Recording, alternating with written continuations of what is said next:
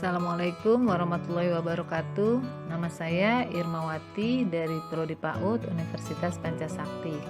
Hari ini saya ingin membacakan tentang implikasi Konvensi Hak Anak PAUD pada jalur informal dengan dosen pengampu Ibu Dr. Mumun Mulyati MPD.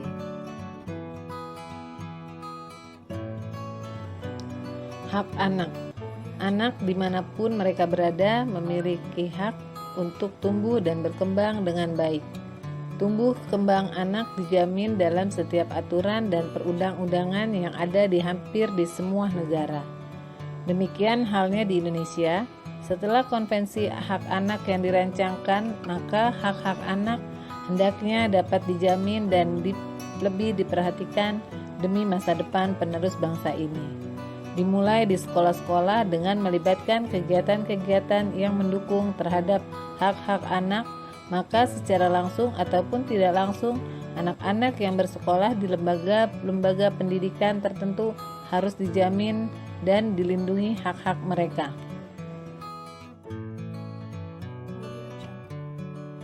Implikasi Konvensi Hak Anak pada pendidikan anak usia dini pada jalur informal.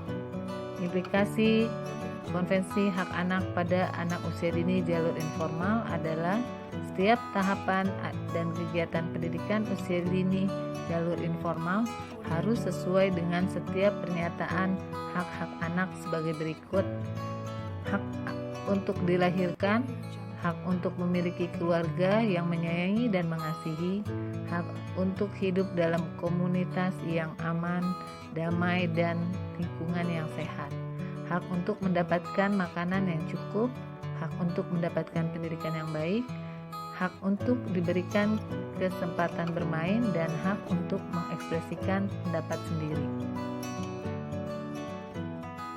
Dalam Undang-Undang Nomor 20 Tahun 2003 tentang Sistem Pendidikan Nasional, Pasal 27 tentang pendidikan informal dijelaskan sebagai berikut: kegiatan pendidikan informal yang dilakukan oleh keluarga dan lingkungan berbentuk kegiatan pendidikan belajar secara mandiri.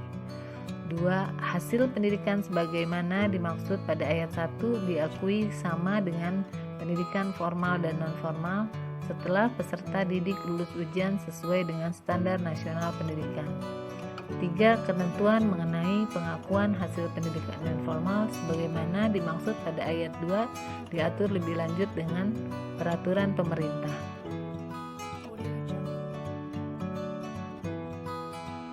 Ciri-ciri pendidikan informal.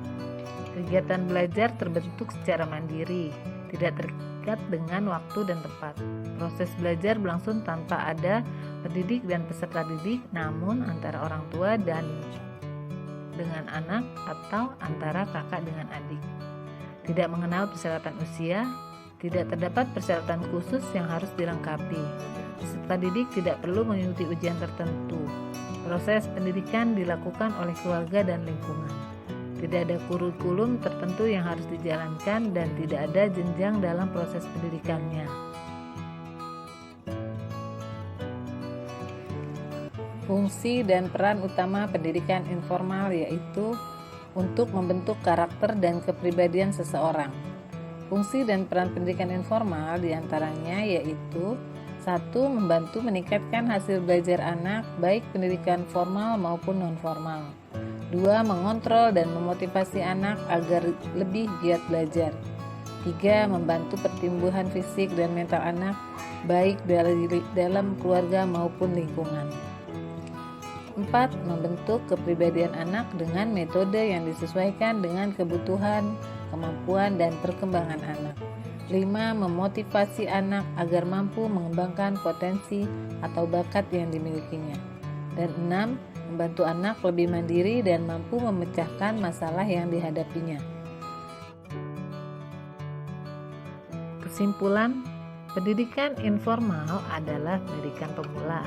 Sebelum melangkah kepada pendidikan formal, berhasil atau tidaknya pendidikan formal atau pendidikan sekolah didukung pula dengan pendidikan di dalam keluarga. Pendidikan adalah dasar bagi pendidikan selanjutnya. Hasil pendidikan yang diperoleh anak dalam keluarga menentukan pendidikan anak selanjutnya, baik di sekolah maupun dalam masyarakat. Oleh karena itu, pentingnya pendidikan dalam lingkungan keluarga bagi perkembangan anak-anak menjadi manusia yang berpribadi dan berguna bagi masyarakat.